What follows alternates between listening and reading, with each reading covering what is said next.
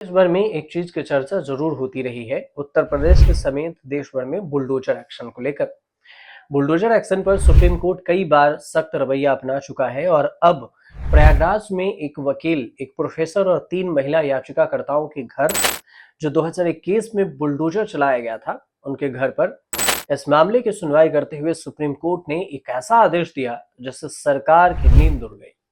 घर गिराने की प्रक्रिया को असंवैधानिक करार दिया। कोर्ट ने कहा कि घर ध्वस्त करने की ये जो मनमानी प्रक्रिया है, नागरिक के अधिकारों का असंवेदनशील तरीके से हनन भी है। अब इस पूरे मामले को लेकर एक तरफ अखिलेश यादव, समाजवादी पार्टी के प्रमुख है, उन्होंने सोशल मीडिया पर पोस्ट कर दिया और कहा सुप्रीम कोर्ट का ये आदेश स्वागत योग्य है। 2021 में बुलडोजर एक्शन पर भी उन्होंने 5 याचिकाकर्ताओं को 10-10 लाख रुपए देने की बात कही और उन्होंने लंबे चौड़े पोस्ट में सरकार को लपेट दिया। पवन खेड़ा कांग्रेस के प्रवक्ता हैं, उन्होंने कहा कि सुप्रीम कोर्ट एक बार फिर अहंकारी मुख्यमंत्री को याद दिलाया कि देश में बुलडोजर राज नहीं, संविधान का राज चलेगा। अब ये सबको मालूम है कि दिल्ली पहुंचने की जल्दी है, लेकिन कोई भी गैर संवैधानिक काम करने से पहले थोड़ी जो जोड़ी से सलाह तो ले लिया करते। अब सुप्रीम कोर्ट ने क्या कहा ये भी समझिए। सुप्रीम कोर्ट के जज का कहना हुआ कि ये हमारी अंतर आत्मा को झकझोरता है और राइट टू शेयर नाम की भी कोई चीज होती है, और इस सिलसिले में अदालत ने कहा कि नोटिस और अन्य समुचित प्रक्रिया नाम की भी कोई चीज होती है जिसे माना नहीं, जिसका पालन नहीं हुआ। कोर्ट ने प्रयागराज विकास प्राधिकरण को आदेश दिया है कि पांचों पीड़ितों को 10-10 लाख रुपए का आप हर्जाना दीजिए, मुआवजा दीजिए, क्योंकि आपने उनका घर तोड़ दिया। सुप्रीम कोर्ट के जज ने कहा कि जिस तरह से तोड़फोड़ की गई उस पर अमानवीय गैर कानूनी कार्रवाई की वजह से मुआवजा लगाया जा रहा है, और यह भी कहा गया कि तोड़फोड़ की जो कार्रवाई है पूरी तरह से अवैध थी और आश्रय के अधिकार का उल्लंघन था।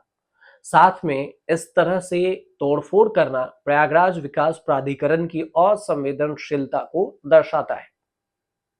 अब इस पूरे मामले को जो बात आगे बढ़ी, तो इसी मामले के जो सुनवाई के दौरान जस्टिस उज्जवल भुइया ने यूपी के अंबेडकर नगर में 24 मार्च को जो घटना घटित हुई थी उस पर कहा कि अतिक्रमण विरोधी अभियान के दौरान एक तरफ झोपड़ियों पर बुलडोजर चलाया जा रहा था, तो दूसरी तरफ 8 साल की एक बच्ची अपनी किताब लेकर भाग रही थी और इस तस्वीर ने सबको हैरान कर दिया था। ये दुर्भाग्यपूर्ण स्थिति है जहां अवैध रूप से तोड़फोड़ की जा रही है और उसमें शामिल लोगों के पास निर्माण कार्य करने की भी क्षमता नहीं है। नोटिस में कहा गया, ये तर्क दिया गया याचिकाकर्ता की तरफ से कि एक्शन से पहले कोई नोटिस नहीं मिला और उन्हें नोटिस भेजने के भीतर 24 घंटे के भीतर ही घर पर बुलडोजर चला दिया गया। याचिकाकर्ता के मुताबिक साल 2021 में पहले मार्च को नोटिस दी जाती है, 6 मार्च को नोटिस मिला और अगले ही 7 मार्च को, अगले ही दिन मकान पर बुलडोजर से एक्शन की जाती है, बुलडोजर से घर को तोड़ दिया जाता है। अब इस पर जो वकील हैं जुल्फिकार हैदर और प्रोफेसर अली अहमद और अन्य लोगों की याचिका पर कोर्ट ने सुनवाई की, जिसमें मकान ध्वस्त कर दिए थे। याचिकाकर्ता के दलील पर प्रशासन और शासन को ये लगा कि ये संपत्ति गैंगस्टर और राजनीतिक पार्टी के नेता अतीक अहमद की है, जबकि ऐसा नहीं था। इन सभी लोगों ने इलाहाबाद हाईकोर्ट में फरियाद की थी, लेकिन हाईकोर्ट ने घर गिराए जाने की कार्रवाई को चुनौती देने वाली उनकी याचिका को खारिज कर दी थी। हाईकोर्ट से जब याचिका खारिज हुई तो इसके बाद याचिका पहुंची सुप्रीम कोर्ट।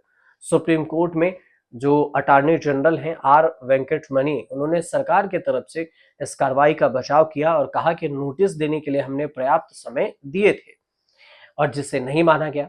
बड़े पैमाने पर अवैध कब्जा है, ये इशारा करता है कि राज्य सरकार के लिए अनधिकृत कब्जा छुड़ाना और इसे रोकना मुश्किल है।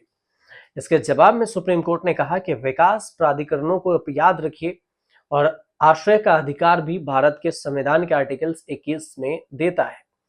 सुप्रीम कोर्ट ने प्रयागराज प्राधिकरण को निर्देश दिया कि आप उन मकान मालिकों को 6 हफ्ते के अंदर 10-10 लाख रुपए का मुआवजा दीजिए जिनके घर आपने गिराए थे 2021 में, जिसमें एक वकील था, एक प्रोफेसर था और 3 अन्य लोग इस घर के मालिक थे जो इसमें शामिल थे। अब सुप्रीम कोर्ट के एक्शन पर पूरे देश भर में चर्चा हो रही है कि एक बार फिर से सरकार को बड़ा झटका लगा बुलडोजर एक्शन पर। उम्मीद करते हैं कि आपको यह जानकारी अच्छी लगी हो तो चैनल से जुड़िए, सब्सक्राइब कीजिए, शेयर कीजिए, कमेंट कीजिए।